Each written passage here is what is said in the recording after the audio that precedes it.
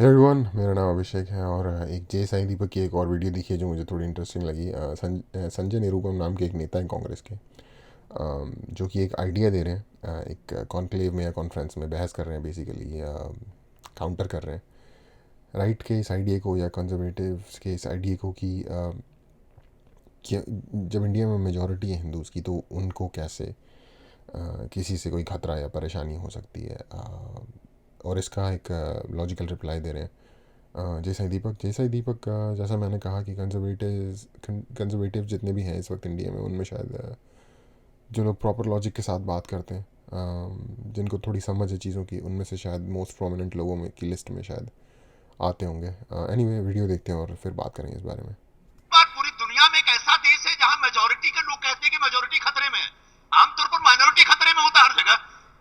He seems to be making the point that okay, Sanjay Nirupam ji का कहना है कि पहली बार दुनिया में कोई ऐसा देश आ गया है जो इंडिया के बारे में कह रहे हैं। और पहली बात तो इनके जो बोलने के ही तरीके से लग रहा है कि ये कंट्री को लाइक ब्लेम कर रहे हैं।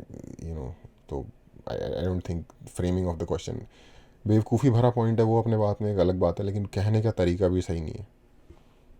और इनका कहना है कि पहली बार कोई देश है दुनिया में जो कि क्लेम कर रहा है कि मेजॉरिटी को ही खतरे में आ गई है। majority by sheer virtue of being in a greater numerical, let's say, proportion, so to speak, in the population, loses the right to call itself a victim altogether. Going by this logic, practically every colonized society must give up the right of being a victim, because even if you look at South Africa, the Africans were supposed to be in larger number, the ones who were ruling them, the whites, were in smaller number. Even as far as India is concerned, what was the population of the British when they left this country at the peak of their powers? It was not more than 1 million. And we were still 30 crores when they left this particular country. Does this mean that we never suffered colonization at all? So I don't think it's a question of numbers.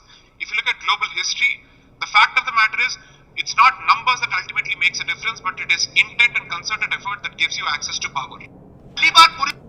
Okay, इन्होंने उन्हें एक counter दिया।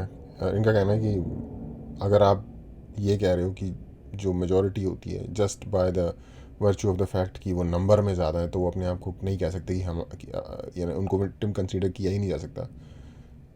तो पूरी दुनिया में जितनी भी कॉलोनीज़ बनाई हैं यूरोपियंस ने, उन सारी कंट्रीज़ के लोगों को इस बात का कोई हक ही नहीं होना चाहिए कि वो इस बात को रखें सामने कि कैसे हमें लूटा गया है इन लोगों के द्वारा, क्योंकि वो तो हायर नंबर में थे। और फॉर एग्जांपल, उन्होंने पहला एग्जांपल दिया साउथ अफ्रीका का कि साउथ अफ्रीका में जो उनको वाइट लोग लूट कर रहे थे, वो उनकी लूट रहे थे उनकी कंट्री को। वो पूरी पॉपुलेशन का शायद, जितनी मेरी अंडरस्टैंडिंग है, शायद 10% के आसपास हैं, जो दिया 10 से भी शायद कम है, जो वाइट पॉपुलेशन है जो साउथ अफ्रीका की।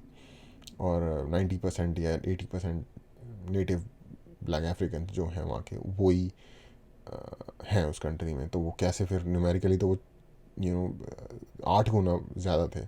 सिमिलरली इंडिया का इन्होंने एग्जांपल दिया कि अपनी जो हाइट ऑफ ब्रिटिश पॉपुलेशन थी जो इंडिया में, वो 1 मिलियन होगी, और इंडिया की जो नेटिव पॉपुलेशन थी उस वक्त वो 30 करोड़ थी, यानी कि 300 मिलियन। ठीक है, 300:1 का रेशियो था।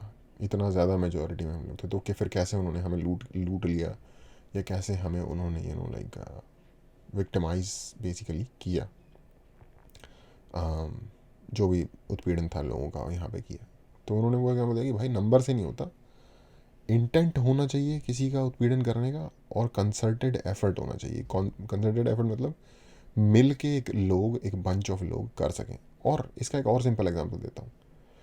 कभी भी जब किसी देश में कोई आर्मी हमला करती है ना, पुराने वक्तों से लेके आज के वक्त तक, तो जो वहाँ पे लोग रहे होते हैं ना, वो उसमें से बहुत छोटी आबादी का एक हिस्सा होती है। फॉर एग्जांपल, यूक्रेन की पॉपुलेशन जब अभी रशिया का जो वहाँ पे इन्वेजन हुआ है, उस वक्त यूक्रेन की पॉपुलेशन लगभग 4 करोड़ थी, यानी कि 40 मिलियन। ठीक है, 1,10,000 के आसपास सैनिक आए थे। देख लो आप कितना फ़र्क बनता है। 400 गुने का फ़र्क बन रहा है, 300 गुने 400 गुने का फ़र्क बन रहा है। तो हर 400 लोगों पे एक सोल्जर आया था, लेकिन हमला हो गया ना कंट्री में। ठीक है, आई थिंक 14 मिलियन लोग, यानी कि 1,40,00,000 लोग कंट्री से पलायन कर चुके हैं। सिर्फ पलायन की बात कर रहा हूँ, मतलब रिफ्यूजी बन के दूसरी कंट्री में चले गए हैं। और कितना बंदा आया था? 1,10,000। तो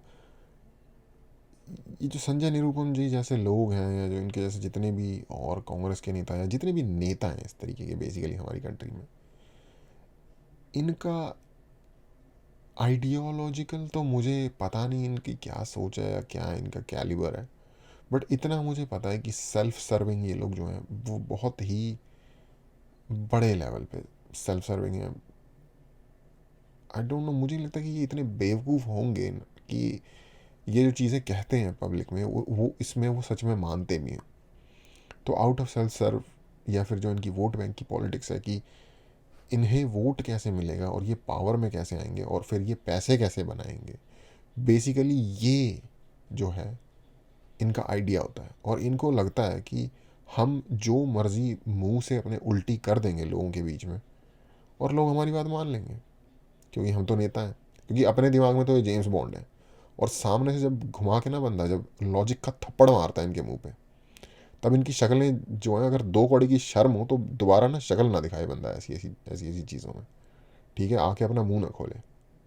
पर मैंने ये आगे तो नहीं देखा, लेकिन इतना ही सही क्लिप है, अगर मैंने ये प्रोग्राम पूरा भी नहीं देखा, तो मैं इस बात की शर्त ज़रूर लगा सकता हूँ कि जब इन्होंने, जैसा ही दीपक ने जो कि लॉजिकल पूरा जवाब दिया है इस बात की कि कितनी आप बेवकूफ़ी भरी बात ने उल्टी करी है जो स्टेज पे अपने मुंह से, इसके जब इन्होंने जवाब दिया है तो सामने से ना इन्होंने बिल्कुल भी एक्सेप्ट नहीं किया होगा कि हाँ भाई मैं गलत हूँ, ये है जो भी है, मतलब ठीक है ऐसा हो सकता है।